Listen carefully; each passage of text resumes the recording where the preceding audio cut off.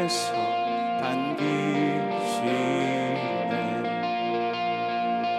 잃어버린 날 찾으신 오 그 사랑, 오 그 사랑. 독생자 예수 자유케 하네. 주의 자녀라 하시네.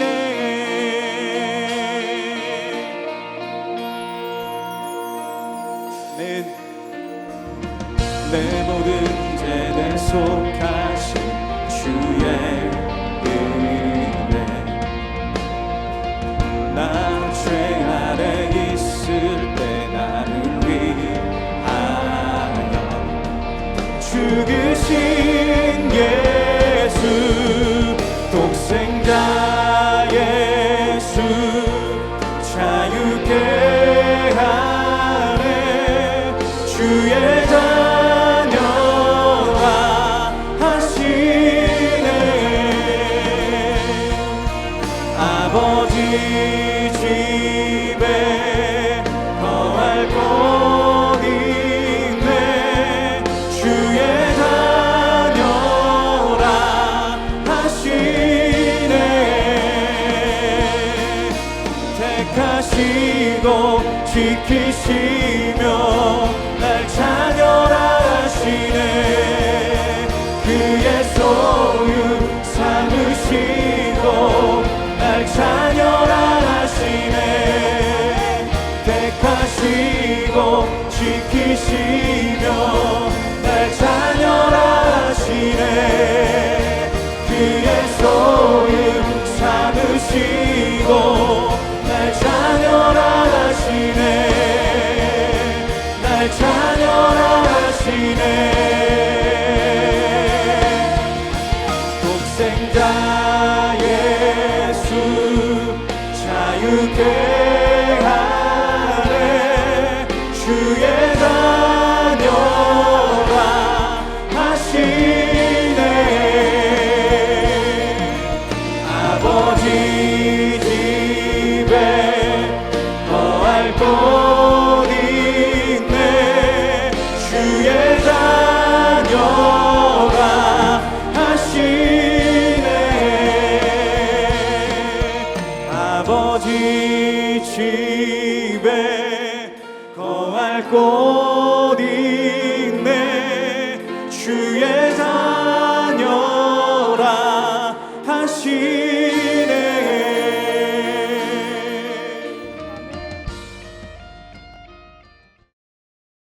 그의 부모가 해마다 유월절이 되면 예루살렘으로 가더니 예수께서 12살 되었을 때 그들이 이철기의 관례를 따라 올라갔다가 그 날들을 마치고 돌아갈 때에 아이 예수는 예루살렘에 머무셨더라.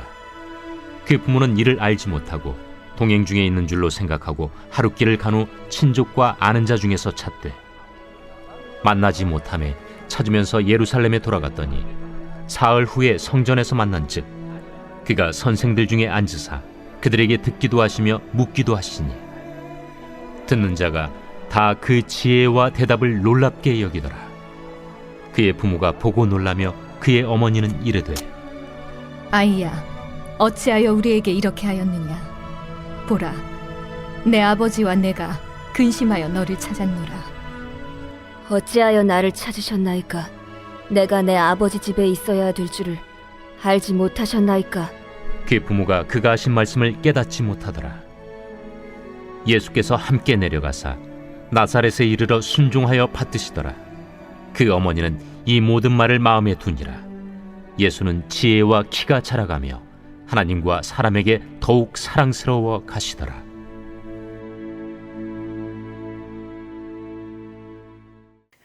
예수님의 유년 시절에 대한 유일한 에피소드가 오늘 우리가 읽은 누가복음 2장 41절과 52절 두 말씀 사이에 기록되어 있습니다. 예수님이 12살이었을 때 부모님과 함께 유대인 최대의 명절인 유월절에 예루살렘 성전에 다녀오는 스토리입니다. 유월절은 우리나라 설날과 같이 인구의 대이동이 있는 가장 큰 명절입니다. 우리나라 명절과 다른 점은 모두의 목적지가 예루살렘 성전이라는 것입니다. 6월절 기간 동안 예루살렘 성 안에 있는 인파가 어마어마했을 것으로 짐작할 수 있습니다. 이스라엘 전역에 있는 사람들이 작은 예루살렘 성을 향해 이동하고 있는 그 무리에 요셉과 마리아가 12살 예수님을 포함한 어린 자녀들을 데리고 여행길에 동참했습니다. 유대인들도 남녀 내외를 하는 문화라서 함께 이동할 때 여자들의 무리가 앞서가고 남자들의 무리가 뒤에서 따라갔다고 합니다. 예수님이 만약 만으로 13살이 넘어서 성인 남자였다면 당연히 아버지인 요셉과 함께 했을 것입니다. 하지만 성경은 분명히 예수님이 12살이라고 기록하고 있기 때문에 성인이 아닌 어린이였습니다. 그래서 어머니 마리아와 함께 여자의 무리에도 동행할 수 있는 미성년으로 볼 수 있었습니다. 예수님이 12살이었고 미성년이었다는 것에서 요셉과 마리아의 착각이 시작되고 있습니다. 44절 말씀을 보겠습니다. 동행 중에 있는 줄로 생각하고 하룻길을 간 후 친족과 아는 자 중에서 찾되 예루살렘 성전에서 6월절 모든 명절을 보내고 집으로 돌아가는 길이었습니다. 걸어서 하룻길을 간 후 그날 밤이 되어서야 예수님이 동행 중에 없다는 것을 알게 되었습니다. 요셉은 마리아와 함께 여자들의 무리에서 가고 있겠지라고 생각했고 마리아는 요셉과 함께 남자들의 무리에서 가고 있겠지라고 생각했던 것입니다. 지금처럼 온 가족이 한 차에 타고 이동했다면 금방 아이가 없다는 것을 알아챌 수 있었겠지만 여행객들은 남자 무리, 여자 무리로 나누어 걸어서 이동하고 있었기 때문에 요셉과 마리아는 서로 착각할 수밖에 없었던 것입니다. 저는 어릴 때 이 본문을 읽을 때마다 어떻게 부모가 자녀가 없다는 사실을 하루 종일 눈치채지 못할 수 있는지 이해할 수 없었습니다. 요셉과 마리아가 예수님을 별로 사랑하지 않았나?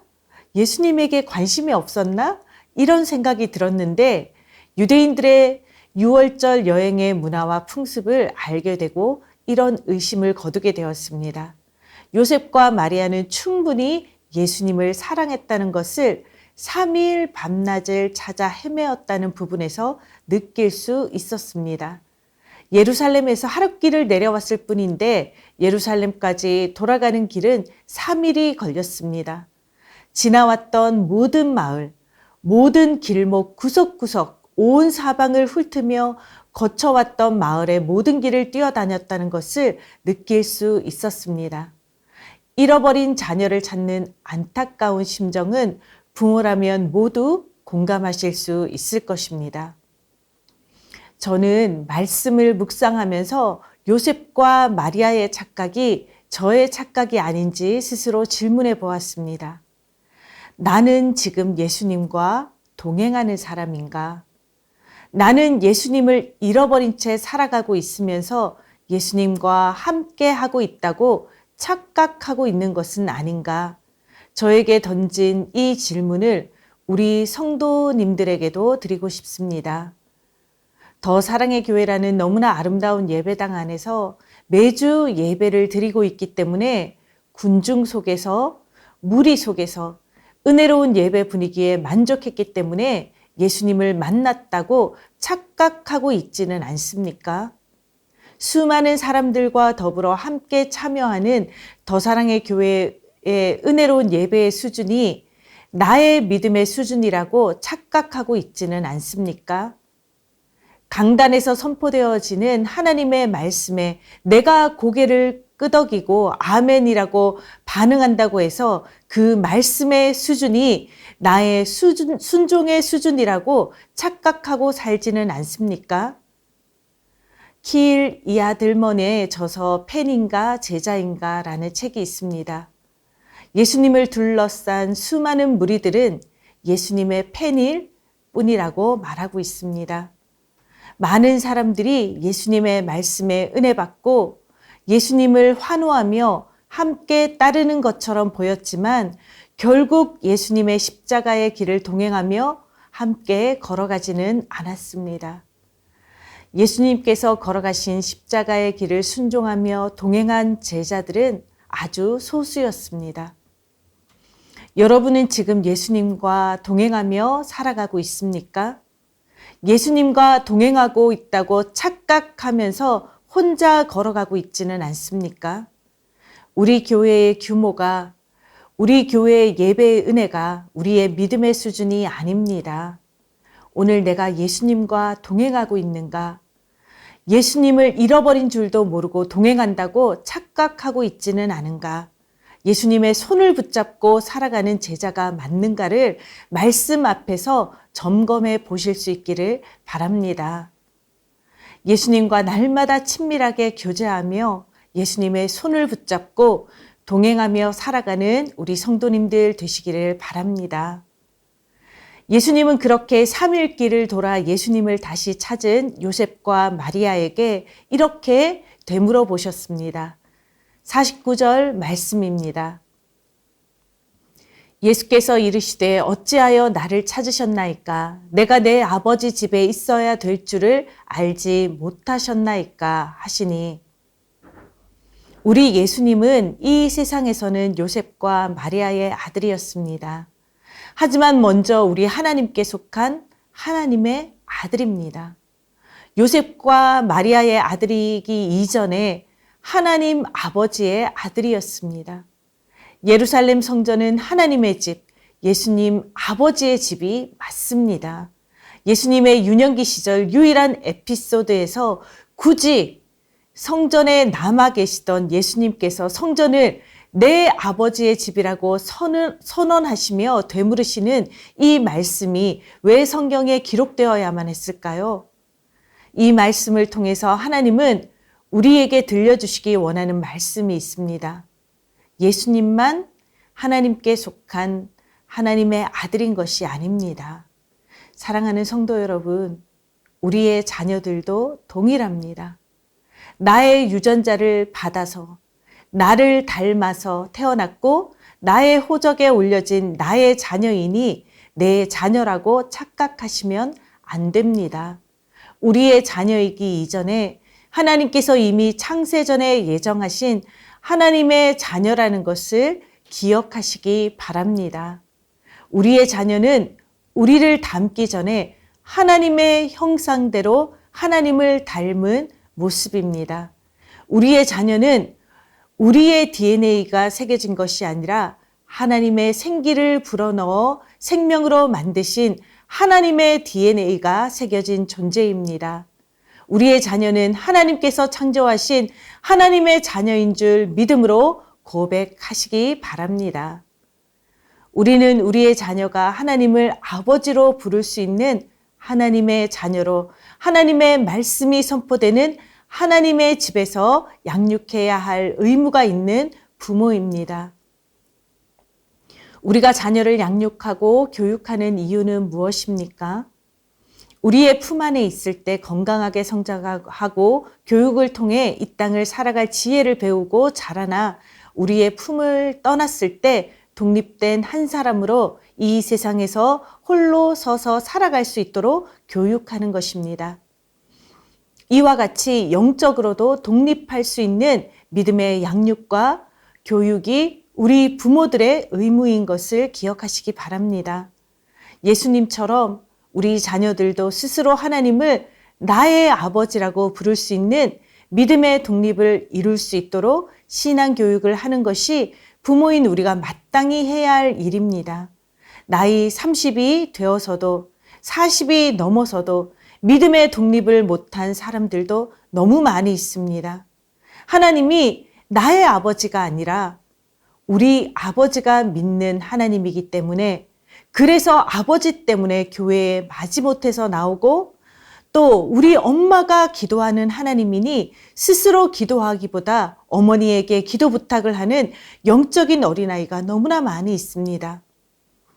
우리의 자녀들은 예수님처럼 어린아이 때부터 하나님을 나의 아버지로 고백할 수 있는 믿음의 독립을 할 수 있는 자녀로 양육해야만 합니다. 그렇다면 어떻게 가르쳐야 합니까? 신명기 6장 6절에서 7절 말씀은 부모가 자녀를 어떻게 신앙교육을 해야 하는지 정확하게 알려주십니다. 오늘 내가 내게 명하는 이 말씀을 너는 마음에 새기고 내 자녀에게 부지런히 가르치며 집에 앉았을 때에든지 길을 갈 때에든지 누워 있을 때에든지 일어날 때에든지 이 말씀을 강론할 것이며 자녀에게 가르치기 전에 먼저 부모가 말씀을 마음에 새기는 삶을 살아야 자녀에게 말씀을 가르칠 수 있습니다. 비행기가 산소가 부족한 상황이 되었을 때 비행기 천장에서 산소 마스크가 내려옵니다. 산소 마스크를 쓰는 방법에 대해 안내 방송이 나오는데 반드시 기억해야 할 지침이 있습니다. 자녀와 함께 탑승한 부모의 경우 자녀를 살리고 싶은 마음에 자녀에게 산소 마스크를 먼저 씌워주고 싶어 합니다. 부모는 그것이 사랑이라고 생각합니다. 하지만 안내 방송은 부모가 먼저 산소 마스크를 쓰고 자녀를 도와야 한다고 알려줍니다. 왜냐하면 부모가 먼저 살아야 자녀도 살릴 수 있기 때문입니다. 부모는 죽어가는데 자녀를 살릴 수 없습니다. 그래서 하나님은 말씀합니다. 부모가 먼저다. 부모인 너희가 먼저 말씀을 마음에 새기라고 합니다. 그 다음에 말씀으로 자녀를 부지런히 가르치라고 명령하고 있습니다. 부모가 먼저 영적으로 살아 있어야 자녀들을 살릴 수 있다는 것을 기억하시기 바랍니다. 부모가 먼저 말씀을 마음에 새기고 난 다음 부모가 먼저 그 말씀으로 살아가는 삶을 살아야 합니다. 집에 앉았을 때에도 말씀으로, 길을 갈 때에도 말씀으로, 누워 있을 때에도 말씀으로, 일어날 때에도 말씀으로, 말씀을 삶으로 살아가는 부모가 되어 삶으로 자녀를 가르쳐야 하는 것입니다. 하나님은 부모에게 자녀를 맡겨주실 때 말씀을 말로 가르치라고 하지 않으시고 삶으로 가르치라고 하셨습니다. 사랑하는 성도 여러분, 하나님은 굳이 예수님의 유년 시절 에피소드 딱 하나만 기록해서 우리에게 남겨주셨습니다. 우리의 자녀들을 예수님처럼 양육하기 원하시는 하나님의 뜻이 담겨진 말씀입니다. 부모인 우리가 먼저 예수님을 잃어버리면 안 됩니다. 우리 더 사랑의 교회의 수준이 주일 설교의 말씀의 수준이 나의 믿음의 수준이 아닙니다. 내가 예수님과 주일 단 하루 예배 시간만 만나는 것이 아니라 매일매일 날마다 주님과 손 붙잡고 동행하고 있느냐를 부모인 우리에게 먼저 묻고 있습니다. 단 한순간도 주님을 놓치지 않고 주님과 동행하는 우리 성도님들 되시기를 바랍니다. 우리가 그렇게 예수님과 동행하며 집에서든지 길을 가든지 누워 있든지 일어나 있든지 말씀이 우리의 삶이 될 때 자연스럽게 우리의 자녀들에게 우리의 신앙이 유산으로 물려질 줄 믿습니다. 그렇게 우리 더 사랑의 교회 모든 가정들마다 우리 성도님들마다 우리 미래준비팀의 모든 자녀들마다 우리 하나님을 향해 나의 하나님을 고백하는 은혜가 가득하기를 축복합니다. 함께 기도하겠습니다. 인생의 길에서 한순간도 예수님을 잃어버리지 않고 예수님과 날마다 손 꼭 붙잡고 동행하게 하소서. 아멘.